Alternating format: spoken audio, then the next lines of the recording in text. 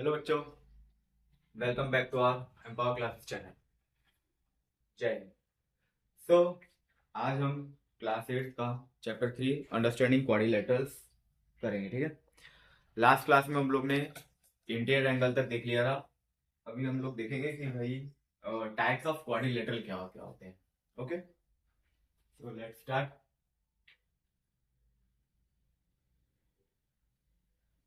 Chapter 3 understanding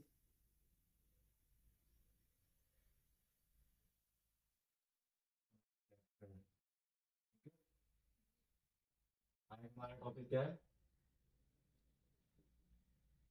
कि quadrilaterals के कितने सारे क्वाड्रिलेटरल्स हमारे आते हैं और कौन कौन से टाइप के क्वाड्रिलेटरल आते हैं हमारे। तो पहला है trapezium. First is trapezium, like this. Okay, so trapezium mainly क्या होता है? देखो, ये क्वाड्रिलेटरल है जिसमें कितनी साइड्स है। देखो, क्वाड्रिलेटरल मतलब कि four sides. How many sides? Four sides. ठीक है। और ट्रेपेजियम भी फोर साइड वाला ही है। One, one, two, three and four. ठीक है। अभी ट्रेपेजियम में क्या होता है कि सिर्फ और सिर्फ टू साइड्स ऑपोजिट ऐसी होती हैं जो कि पैरेलल होती हैं। बाकी की टू साइड्स पैरेलल नहीं होती। जैसे आपको यहाँ पे मैं दिखा देता हूँ, फिर कोऑर्डिनेटर का नाम दे दो ट्रेपेजियम का, ABCD। तो here AB is parallel to DC। AB क्या है? DC के पैरेलल है। ठीक है। क्योंकि यहाँ पे देख लीजिए आप लोग, भाई ये जो साइड है, ये ऐसे जो साइड्स बन रही है, ठीक है। अगर मैं इसे एक्सटेंड करूं, एक्सटेंड मतलब कि आगे और ऐसे नीचे ले जाऊं, यहाँ पे तो ठीक है ये और स्प्रेड हो रही है, बट आगे जाके क्या होगी? मीट करेगी ना, एक दूसरे को इंटरसेक्ट तो करेगी ऐसे करके। सो ये दो साइड पैरेलल नहीं होती। पैरेलल साइड में क्या होती है? जो कि आगे जाके भी मीन्स चाहे फॉरवर्ड एक्सटेंड करे या बैकवर्ड, वो कभी भी मीट ना करे, एक दूसरे को इंटरसेक्ट ना करे। तो इसमें क्या होता है? One side is parallel. अब हाँ, next thing is, if a quadrilateral whose any one and only one pair of opposite sides are parallel, ठीक है, और trapezium is said to be isosceles trapezium. Trapezium के अंदर एक और ट्रेपेजियम आता है हमारा, आइसोसेलेस ट्रेपेजियम। ठीक है, आइसोसेलेस ट्रेपेजियम। इसमें क्या होता है हमारा कि भाई कोई भी दो साइड्स, जैसे कि अगर हमारा AB पैरेलल CD या DC जो भी बोल दो, ठीक है, ये है आइसोसेलेस। तुम लोग ने वर्ड कब सुना था? ट्राइंगल में। तो उसमें क्या था? क्या आइसोसेलेस ट्राइंगल में क्या था कि भाई कोई भी दो साइड है, ये और ये है, वो आपस में क्या होती है? इक्वल, है ना। तो जब ये दो साइड आपस में इक्वल है तो उनके ऑपोजिट वाले एंगल इक्वल होंगे। बट यहाँ पे अब हम लोग आइसोसेलेस ट्रेपेजियम की बात कर रहे हैं, तो यहाँ पे क्या होगा कि AB इक्वल होगा BC के। आइसोसेलेस ट्रेपेजियम में क्या होगा? AD equal BC। ठीक है, ये ट्रेपेजियम के अंदर आता है आइसोसेलेस ट्रेपेजियम। सेकंड, पैरेललोग्राम, इसे शॉर्ट फॉर्म में ऐसे भी लिख सकते हैं आप। तो पैरेललोग्राम, ट्रायंगल को बस टेढ़ा कर देना चाहिए। ठीक है, तो बन जाएगा हमारा पैरेललोग्राम। तो पैरेललोग्राम क्या बोलता है कि भाई ऑपोजिट साइड्स जो होंगी वो क्या होंगी? पैरेलल होंगी। क्या होंगी? हमेशा पैरेलल। यानी कि AB पैरेलल DC और AD पैरेलल BC। ठीक है, यहाँ पे अभी इक्वल की बात नहीं कर रहा हूँ, इक्वलिटी को हम लोग आगे प्रूफ करेंगे। ठीक है, तो भी पैरेललोग्राम क्या है हमारा कि अपोजिट साइड्स क्या होंगी? इक्वल होंगी। फिर नेक्स्ट है हमारा थर्ड, रोम्बस। ठीक है, तो रोम्बस में क्या होता है, अपोजिट साइड तो पैरेलल है ही, मतलब कि देखो ये ऐसे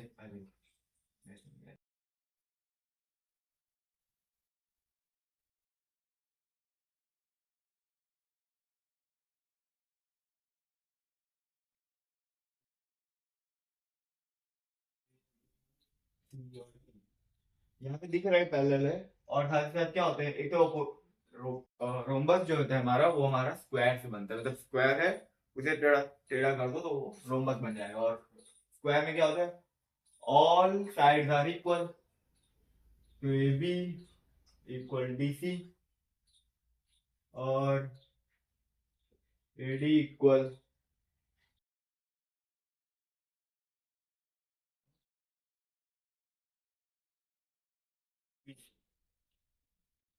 ठीक है। रोम्बस में क्या होता है, सभी की सभी साइड्स क्या होती है, आपस में इक्वल होती है। फिर आ जाते हैं हम लोग फोर्थ नंबर,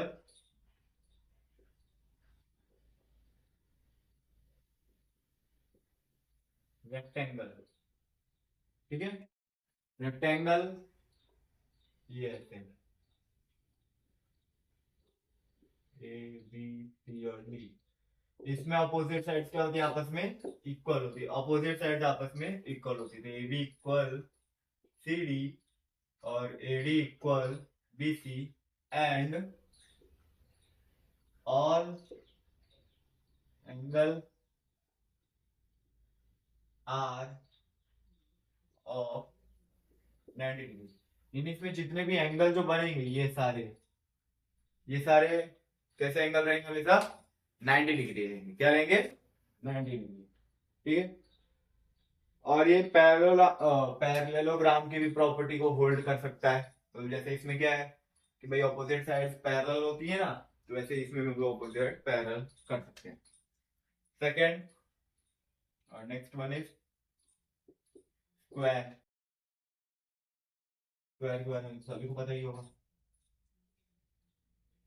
ए बी सी और डी। ठीक है, तो इसमें क्या होगा, A B equal B C equal C D equal A D, और angle A equal angle B equal angle C equal angle D equal 90 degree, यानी कि सभी एंगल भी 90 डिग्री होंगे और सारी साइड भी क्या होंगी, आपस में इक्वल होगी। फिर नेक्स्ट नेक्स्ट है हमारा काइट। नेक्स्ट इज काइट, वही काइट जो आप लोग उड़ाते हो मकर संक्रांति के दिन।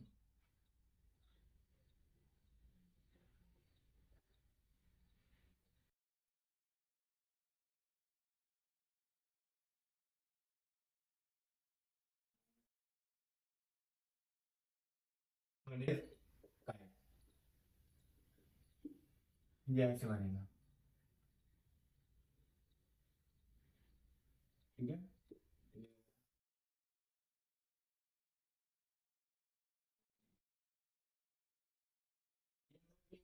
ट्रायंगल जैसा होगा, देखो अगर मैं इन दोनों ऑपोजिट पॉइंट्स को अगर ज्वाइन कर दूंगा ना, तो ऊपर भी एक ट्रायंगल बना है, नीचे भी ट्रायंगल। ठीक है, तो इसमें क्या होगा कि ए डी डी सी के इक्वल होगा और ए बी बी सी के इक्वल होता है, लेकिन ए डी और बी सी कभी आपस में इक्वल नहीं होंगे, इतना याद रखना। ठीक है, वो इक्वल नहीं होंगे। अब अब हम कुछ प्रॉपर्टीज प्रूफ करेंगे पैरेललोग्राम की, जैसे अभी मैंने तुम लोगों को बताया कि भाई जो पैरेललोग्राम के साइड्स के इक्वल होने की बात हो गई, एंगल इक्वल होंगे, अपोजिट एंगल्स इक्वल होंगे, अपोजिट साइड्स इक्वल होंगी, तो उसकी हम लोग एक प्रॉपर्टी प्रूफ करेंगे, मैंने आपको बोला था। ठीक है, तो भी वही अपने ध्यान देंगे। तो next heading is properties of parallelogram. ठीक है, तो इसमें हम लोग थ्योरम देख लेते हैं। थ्योरम वन ये एक्चुअली मतलब कि आप लोग के एनसीईआरटी बुक में डायरेक्टली दे दिया गया है, ठीक है, कि मतलब कि हाँ ये साइड्स अपोजिट साइड्स इक्वल होंगे और अपोजिट एंगल्स इक्वल होंगे, बट हम लोग यहाँ पे थ्योरम की हेल्प से प्रूफ कर लेंगे कि भाई वो इक्वल कैसे हैं, ठीक है। तो नाउ वी राइट थ्योरम। तो in a parallelogram prove that number one, the opposite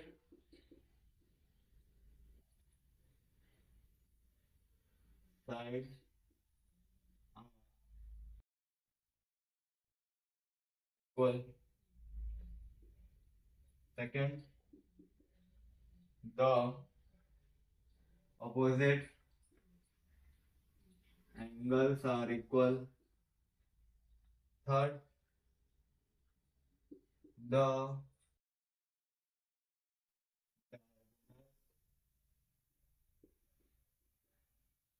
bisect each other. Next is fourth, the sum of adjacent angle is 180 degree. Write it down. The sum of adjacent angle is 180 degree. ठीक है। Fourth, the sum of adjacent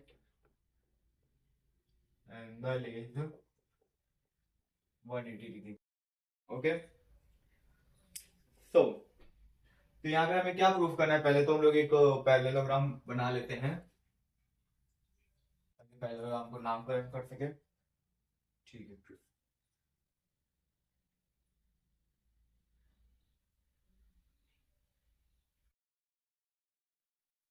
A B सी और D, ये दो points को मैं से join कर देता हूँ, पहला वाला, ठीक है, क्योंकि हम लोग अभी फर्स्ट वाला पॉइंट प्रूफ करेंगे, तो प्रूफ लिख लो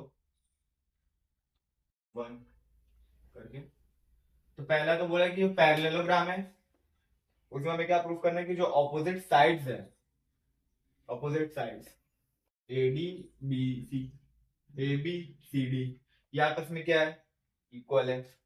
the opposite angles are equal, ये वाला एंगल, ये वाला एंगल, ये और ये angle A angle C, angle B और एंगल डी आपस में इक्वल है।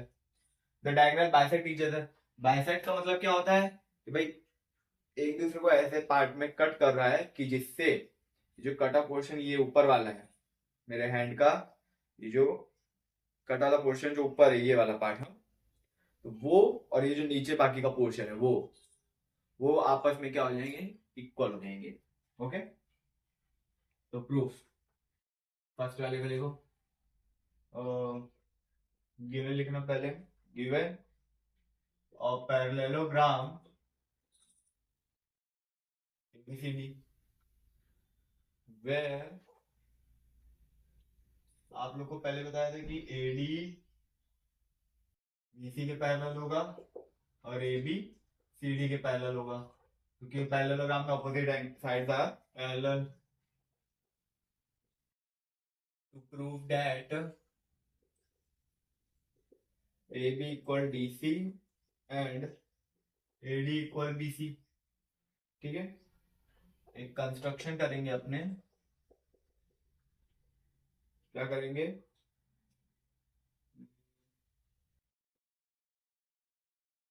Draw its diagonal AC, diagonal मतलब पता है ना, जो ऑपोजिट पॉइंट्स, वो लाइन जो ऑपोजिट पॉइंट्स को क्या करे, ज्वाइन करे। अब यहां से हम लोग मेन प्रूफ चालू करते हैं। In a triangle ABC and CDA, अब इधर देखना, हाँ, कौन कौन सा ट्रायंगल बोले, ABC, A B C, ठीक है। और क्या बोला है, सी डी ए, सी डी ए। पहले इन दोनों ट्रायंगल को अपने अलग से ऐसे बना लेते हैं, बी इधर, ए इधर, सी इधर, और सी डी ए लिया है ना, तो बी ऊपर ही आएगा।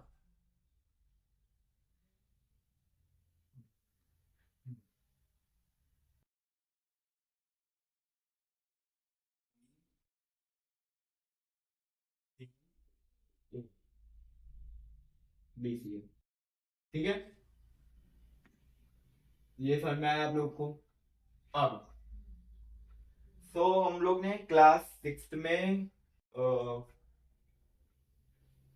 कॉन्ग्रुएंस ऑफ ट्राइंगल्स पढ़ा था कि नहीं, कॉन्ग्रुएंस ऑफ ट्राइंगल, जिसमें side side side, angle side angle, side angle side, R H S, angle angle side, ठीक है। ये सारे कॉन्ग्रुएंट कॉन्ग्रुएंट वाली प्रॉपर्टीज पढ़ी थी ट्राइंगल की। इनकी हेल्प से हम लोग ट्राइंगल को क्या कर सकते हैं, कॉन्ग्रुएंट। कॉन्ग्रुएंट का मतलब हो गया कि अगर मैं ये वाला ट्राइंगल और ये ट्राइंगल आपस में लूं और उनको अगर ओवरलैप यानी एक दूसरे के ऊपर से रख दूं तो पूरा पूरा आ जाए, थोड़ा सा भी डिफरेंस ना, ठीक है। तो अभी मेरे को ये बताओ, पहले तो यहाँ पे देख लो कि भाई ये और ये आपस में पैरेलल है, ये और ये आपस में पैरेलल है, ठीक है। तो मैं ऐसा कर सकता हूँ क्या, ये एंगल 1 और ये एंगल 2, यानी कि ये एंगल 1 एंगल 2, ये एंगल ठीक कर लेता हूँ मैं, एंगल 2 ये कर लेता हूँ, ठीक है। एंगल 2 और ये एंगल 4, क्योंकि मैं क्या कर रहा है, दोनों ऑपोजिट साइड्स, एंगल जो है एंगल ए और एंगल बी, उसको दो अलग अलग एंगल में क्या कर रहा है, क्या बोलते हैं उसको, डिवाइड कर रहा है, ठीक है। अभी ये प्रूफ नहीं है कि वो दोनों आपस में इक्वल है, यानी 1 और 2 आपस में इक्वल है, ऐसा मैंने नहीं बोला। मैंने बोला कि सिर्फ डिवाइड कर रहा है, ठीक है। तो ये एंगल 4 और ये एंगल 2, ठीक है। तो मैं लिख सकता हूं कि angle B A C is equal to angle D A C, D C A sorry, है ना। क्यों, alternate angle, alternate angle.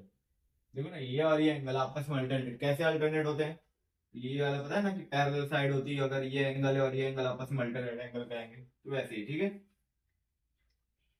So angle 1 और एंगल 3 आपस में इक्वल आ गया। फिर ऐसे ही angle side A C equal C A, common side लेके नहीं है, इसमें भी एसी है, इसमें भी AC AC AC AC, common common C side है, नाम आगे पीछे करो चलेगा। फिर angle ECA is equal to angle DAC, यानी कि एंगल BCA, ये एंगल 4 और एंगल BAC ये एंगल 2 आपस में इक्वल हो गया, ठीक है। क्यों भाई, वापस से same alternate angle. So by SS criteria of congruency, triangle ABC is congruent to triangle CDA, यानी जो ट्राइंगल ABC है वो किसके इक्वल हो गया, ट्राइंगल CDA के इक्वल हो गया, ठीक है। अब जब ये इक्वल हो गया तो ये बताओ AB जो है वो CD के इक्वल हो जाएगी, क्योंकि भाई कॉन्ग्रुएंसी का मतलब क्या होता है कि हर एक चीज, एंगल हो, ठीक है, साइड हो, हर एक चीज ट्रायंगल की क्या होनी चाहिए, आपस में इक्वल होनी चाहिए। क्योंकि जो कॉन्ग्रुएंट ट्रायंगल होते हैं ना, तो उनके जो भी करस्पॉन्डिंग पार्ट होते हैं कॉन्ग्रुएंट ट्रायंगल का, जैसे ये दोनों ट्रायंगल कॉन्ग्रुएंट हो गए, तो जो करस्पॉन्डिंग पार्ट है यानी A B B C, A B किसके इक्वल हो जाएगा सी डी के, और बी सी किसके इक्वल हो जाएगा डी ए के, है ना। तो ये क्या हो जाएंगे आपस में इक्वल हो जाएंगे। तो मैं लिख सकता हूं A B equal D C, D C, और A D equal B C by CPCT. CPCT मतलब कि corresponding part of congruent triangle. तो यहां से क्या प्रूफ हो गया कि भाई ए बी और डी सी, ए बी और डी सी, ए डी और बी सी, देखो ऑपोजिट साइड्स क्या आ गई आपस में इक्वल आ गई कि नहीं आ गई, आ गई सर जी। तो लिख सकोगे तुम लोग, third the opposite sides of parallelogram are equal। क्या हो गया, the opposite sides of parallelogram are equal.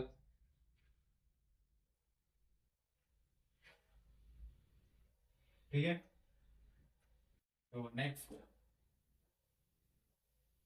Point पे जाए जाए वापस से। ठीक है, तो पहला पॉइंट तो क्लियर हो गया कि सर जी ये दोनों ऑपोजिट कैसे हो सकते हैं।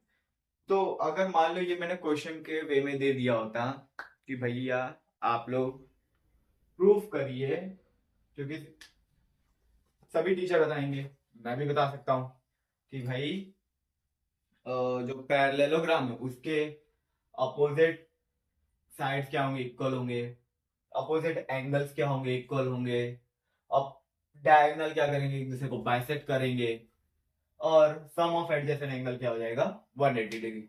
ये मैं भी आपको बता सकता हूँ, बट मैं चाहता हूँ कि आपको मैं थोड़ा डिटेल में ले जाऊं, ताकि अगर मान लो कभी भी क्वेश्चन अगर टीचर पूछ लिया कि भाई बताइए ये दोनों आपस में इक्वल कैसे होंगे, तो आप प्रूफ करके बताओ कैसे इक्वल होंगे। तो अब this by proving congruency part means dividing a parallelogram into two triangles, and prove that both triangle are congruent. By the congruency you can prove that opposite sides of the sides of triangle means AB, CD, BC, DA are also equal by CPCD. Hence, these sides are of side parallelogram. So in parallelogram, the opposite sides become equal. So by CPCD it proved. Now you can write thus the opposite sides of parallelogram are equal. Next, second one. What we have to prove in second one? So we have to prove that the angles, the opposite angles are equal. यानी कि भाई जो opposite angles है वो भी क्या है equal है। तो गिवन में तो पहले लिख ही दोगे आप लोग क्या, a parallelogram A B C D. ठीक है, ये सब where A B is parallel to B D. अब टू प्रूव दैट, यहाँ पे ये लिख रहे हैं कि हमें क्या प्रूव करना है कि angle A equal angle C और angle B equal angle D, ये प्रूफ करना है। कंस्ट्रक्शन फिर से एसी को बना लेना, यहाँ पे आप लोग कंस्ट्रक्शन लिख लेना, कंस्ट्रक्शन। ठीक है, अब यहां से डायरेक्ट प्रूफ चालू करेंगे। अब आ जाओ proof.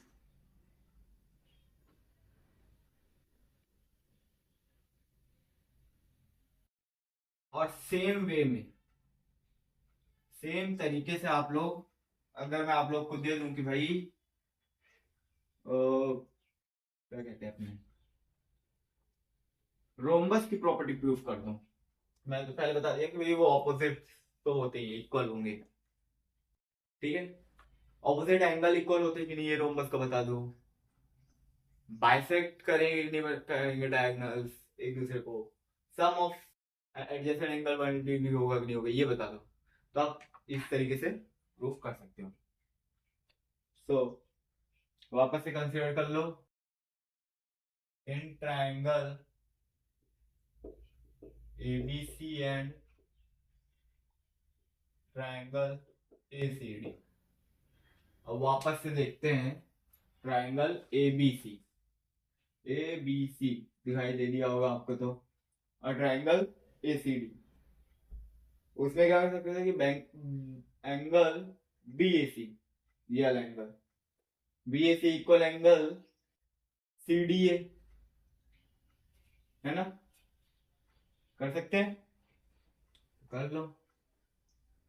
Sir ji angle BAC equal angle क्या है अपना,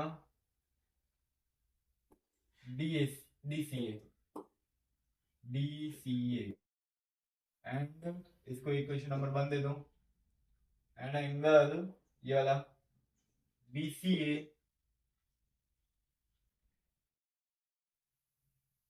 बीसीए इक्वल एंगल डीएसी। इसको मैं ऐसे भी लिख सकता हूँ, बीसीए इक्वल एंगल डीएसी, ठीक है, ये अपने लिख दिए। हाँ इसको ऐसे भी लिख सकते हैं, आगे पीछे करके लिख सकता हूँ, कोई दिक्कत नहीं। मतलब कि देखो इक्वल चाहिए इधर लिखो, चाहिए इधर लिखो, तो मैं इधर लिखूंगा, क्या लिख सकता हूँ कि angle BAC equal angle BCA, ये सेकंड इक्वेशन, ठीक है। अब हम लोग क्या करेंगे कि भाई एडिंग इक्वेशन 1 और 2, 1 और 2 को ऐड करो, मतलब कि इन दोनों को प्लस। तो याद रखना जब दो इक्वल्स आपस में प्लस होंगे तो लेफ्ट इक्वल के लेफ्ट साइड जो है वो लेफ्ट साइड से ही प्लस होगा, और इक्वल के राइट साइड जो है वो राइट साइड से ही होगा, मीन्स ये दोनों आपस में प्लस होंगे। तो angle BAC plus angle DAC equal angle DCA plus angle BCA, ठीक है। अब यहाँ देखो एंगल बीएसी, बीएसी कौन सा है बताओ, बीएसी सर, फिर डीएसी, डीएसी सर, अरे सर एंगल ए बन रहा है ये तो, लो angle A equal angle C हो गया, ऑपोजिट एंगल प्रूव हो गए। तो बस लिख दो कि sir similarly, similarly when we join diagonal BD, angle B equal angle D हो जाएगा, इक्वेशन नंबर 3 और इक्वेशन नंबर 4। अरे हाँ सर क्यों नहीं हो जाएगा, वापस से देखो, इसको वापस से प्रूफ करने से अच्छा है जैसे कंस्ट्रक्शन में तुम लोग लिख दिए थे पहले, ड्रॉ है, ड्रॉ डायगोनल एसी, ठीक है। तो बस यहाँ पे सिमिलरली करके जब हम लोग डायगोनल बीडी को, तो इस बार इन दोनों को ज्वाइन करेंगे तो क्या हो जाएगा, angle B equal angle C आ जाएगा, सेम यही तरीके से। तो बस हाँ, the opposite angles of parallelogram are equal, क्या होगा, ऑपोजिट एंगल ऑफ पैरेललोग्राम क्या हो जाएगा, इक्वल। यस सर, हो गया सर, ठीक है। तो नेक्स्ट नेक्स्ट चीज क्या थी कि भाई डायगोनल एक दूसरे को बाइसेक्ट करेंगे, ये मैंने आप लोगों को बोला था, है ना। चलो वो भी देख लेते हैं।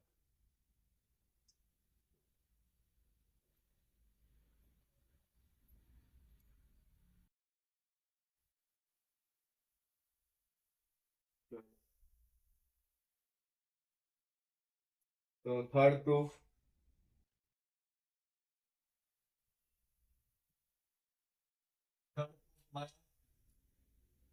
बहुत ही सिंपल है, एकदम इजी।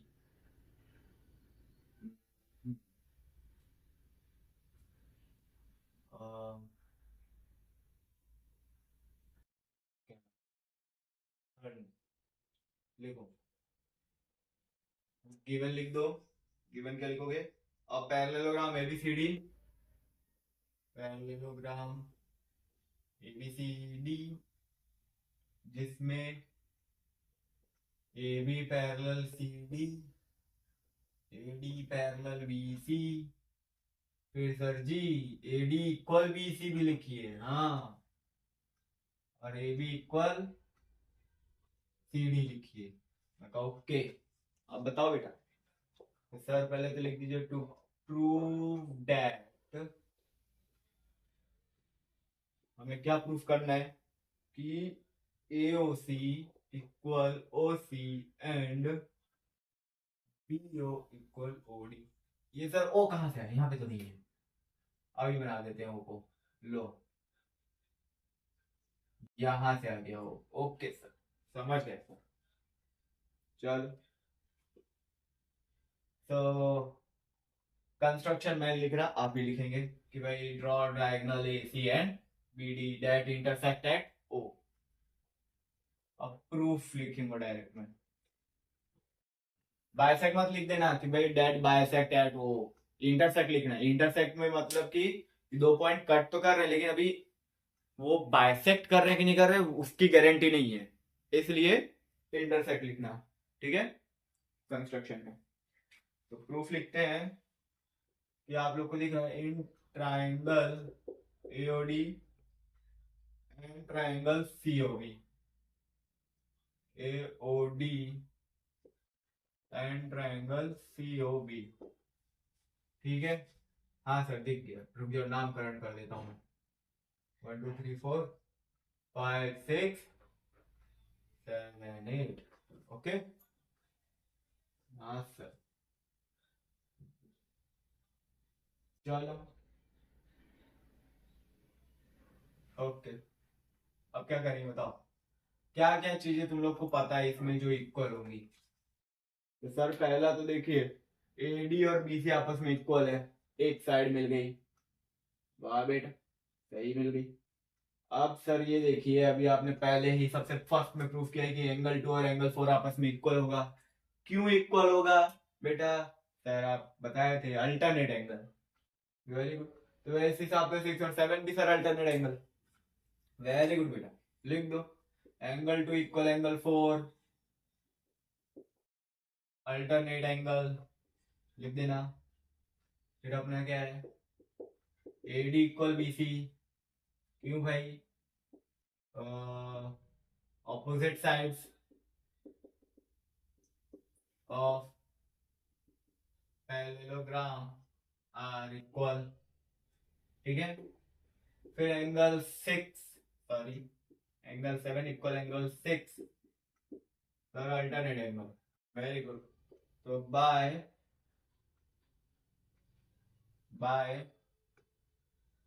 ASA, ASA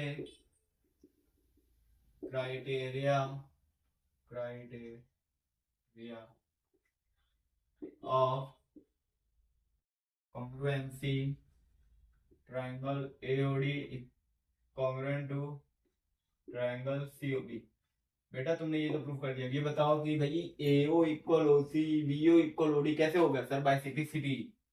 बस, तो फिर AO equal OC, sorry OC, और BO equal OD by simplicity. तो इससे क्या प्रूफ हो गया?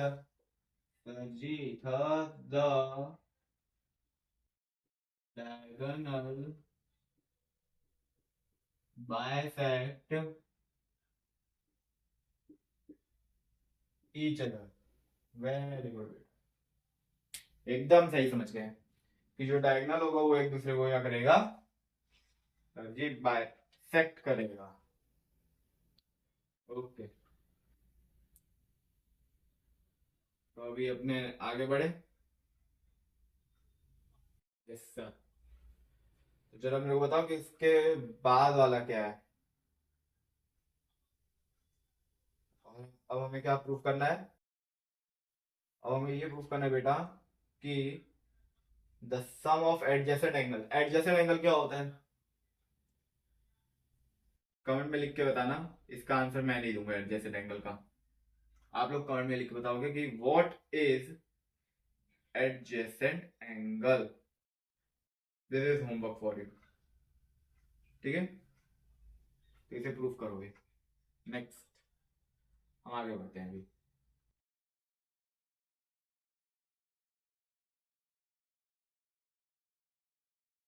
फोर्थ नंबर,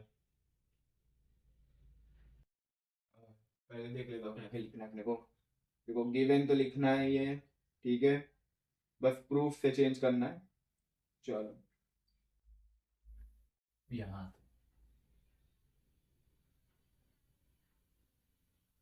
इसमें कंस्ट्रक्शन नहीं होगा, लिख देना होगा होगा, चलो ठीक है, कंस्ट्रक्शन कर लेंगे थोड़ा सा, बस ज्यादा कुछ नहीं करना है। वो पहले इंग्लिश लिखनी पड़ेगी इसमें। इंग्लिश में मतलब है कि भाई थोड़ा सा ग्रामर आपको लिखना पड़ेगा, जैसे ये सब अपने लिखते ही हैं वैसे इंग्लिश। ओके, तो पहले तो लिख दो प्रूफ क्या करना है कि angle A plus angle B equal 180 degree.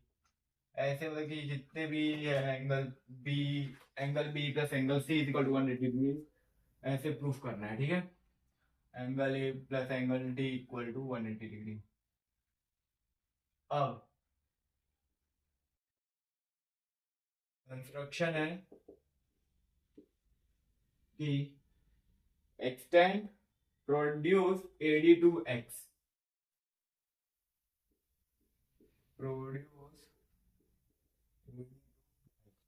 को एक्स की तरफ प्रोड्यूस कर लो, मतलब ये करो ऐसे, ये डी ए बी सी और ये हमारा हो गया एक्स, ठीक है? अब अपने को ये पता है कि भाई ये और ये तो पैरेलल है, तो भाई एंगल ये पूरा एंगल ये angle B equal angle D, outside वाला एंगल है डी, जब ये दोनों आपस में इक्वल होगा तो क्या होगा? तो चलो प्रूफ की तरफ चलते हैं।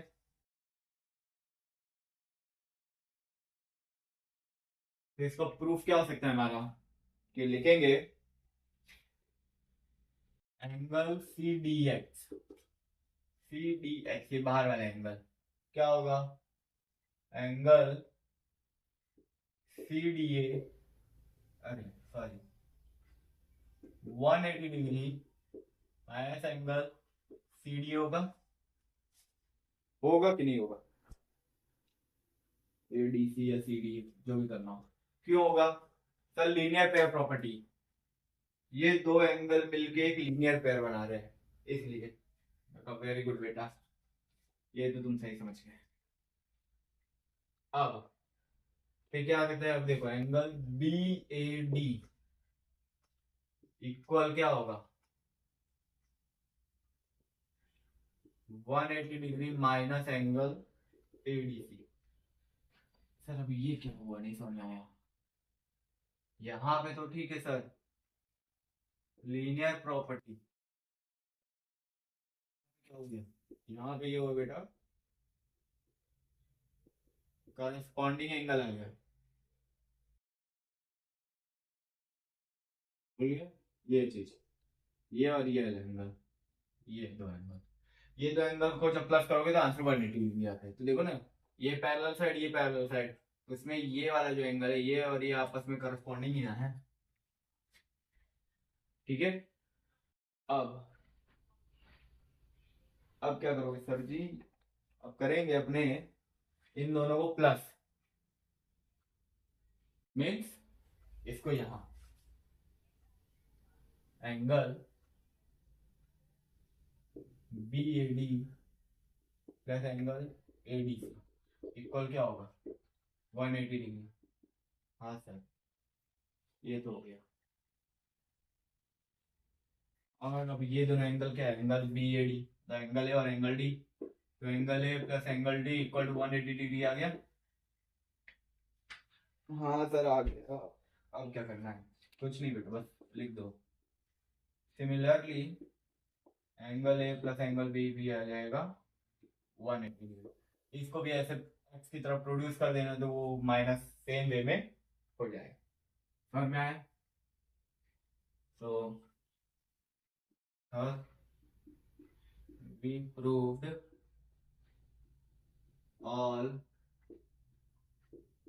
properties of parallelogram. यानी कि हम लोग ने क्या कर लिया, सभी प्रॉपर्टी पैरेललोग्राम की प्रूफ कर ली है कि भाई जो एडजेसेंट एंगल है उनको प्लस करोगे तो 180 डिग्री बनेगा, और ऑपोजिट एंगल्स क्या होंगे, इक्वल होंगे, डायगोनल एक दूसरे को बाइसेक्ट करेंगे, ऑपोजिट साइड्स इक्वल होगी। सर मैं अभी चलो एक क्वेश्चन है, लिखो जरा।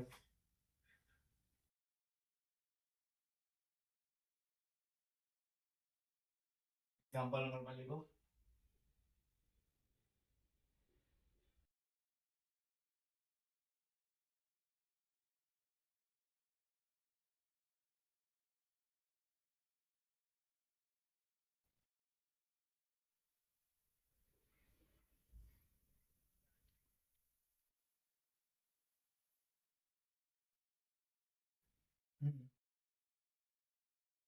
Example number 1,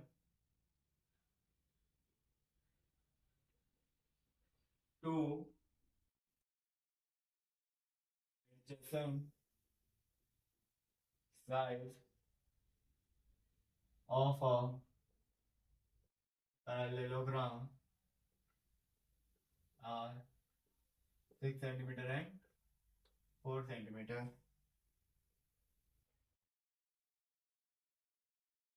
Find perimeter. तो अब इसका क्या करना है तुम लोगों को, पैरामीटर फाइंड करना है। चलो बताओ कैसे होगा। सीधी बात है सर, पैरामीटर क्या होता है? बाउंड्री, बाउंड्रीज की लेंथ, उन सबको जब प्लस करते हैं अपने तो क्या निकलता है हमारा पैरामीटर। वही दो साइड्स दे दी गई है पैरेललोग्राम की, ये 6 है, ये 4 है। ऑपोजिट साइड्स क्या होगी, ये भी 6 होगी और ये भी क्या हो जाएगी सर, 4 होगी। ये भी sorry, ये भी होगी 4। तो बस टोटल आ गया 4 4 8 12 20 मीटर सेंटीमीटर सॉरी। तो टोटल आंसर 20 सेंटीमीटर है। ओके, तो ये अभी हम लोग नेक्स्ट मूव करते हैं, रोम्बस। तो रोम्बस की भी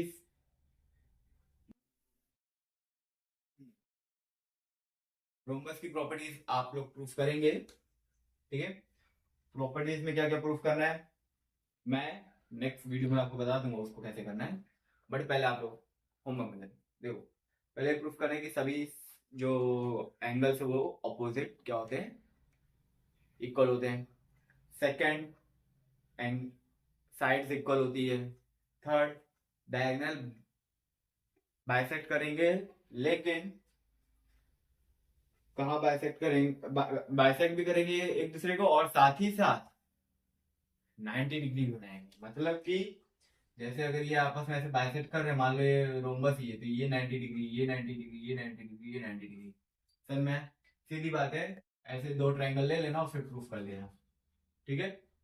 और फिर थर्ड, फिर उसके बाद है तुम्हें ये बताना है कि दोनों जो एडजेसेंट एंगल होंगे रोम्बस के, उन दोनों को प्लस करने पे 180 डिग्री। लास्ट टॉपिक जैसे अपने की, तो जैसे पूरी पैरेललोग्राम में जिस हिसाब से हमने प्रूफ किया है, same to same as it is आपको रोम्बस में भी प्रूफ करना है, ठीक है।